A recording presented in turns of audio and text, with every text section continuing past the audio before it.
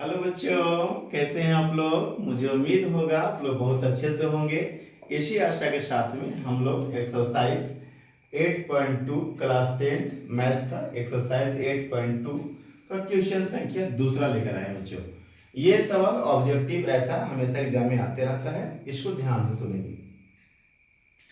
2 10 30, 2 10 30, 10 30 का मान कितना होता है बच्चे।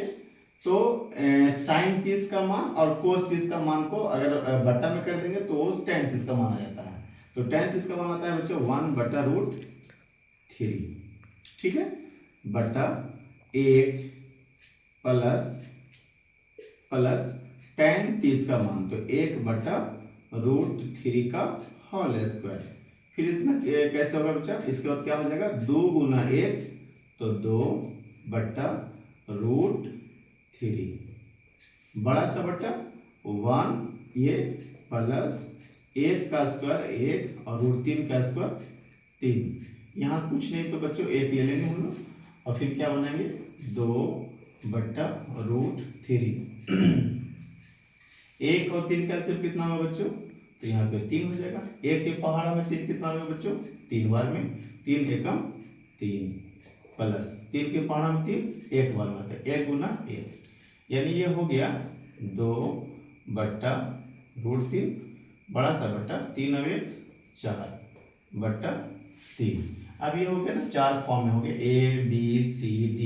जब ये 4 ताला मकान टाइप के होता है तो इसको हम लोग बदलते हैं ऐसे बच्चों कि 2/√3, इसको हम यहाँ लिख दिया और नीचे वाला को ऐसे घुमा के लिखते हैं। ऐसे घुमा के लिखते मतलब कि नीचे वाला पार्ट्स को ऊपर कर देते हैं, यानी 3/4। तो 2 के पहाड़ा में 4 कट जाएगा 2 बार में और √3 से कट जाएगा 3 बार में, यानी हमारा हो गया बच्चों √3/2। अब देखना ऑप्शन में ऐसा कोई मिल रहा है क्या, तो ऑप्शन में कैसे मिलेगा देखेंगे हम लोग। साइन 60 का मान क्या होता है, तो √3/2, हाँ ये मिल गया। कोस 60 का मान ये 1/2 होता है। साइन 30 का मान 1/2 होता है। tan 60 के मान √3 होता है, यानी साइन 60 का ही मान √3/2 होता है। तो ऑप्शन संख्या हमारा ये सही हो गया, ऑब्जेक्टिव सही आएगा बच्चों। दूसरा सवाल देखते हैं। 1 - tan² 45, तो यहाँ पे कैसे बनेंगे बच्चों, एक यहाँ पर लिख लेंगे माइनस tan 45 का मान होता है 1 और 1 का स्क्वायर करने पर क्या आएगा बच्चों 1/1 प्लस tan², यहाँ पर भी tan का 50 का मान होगा 1 और 1 का स्क्वायर 1 ही होगा।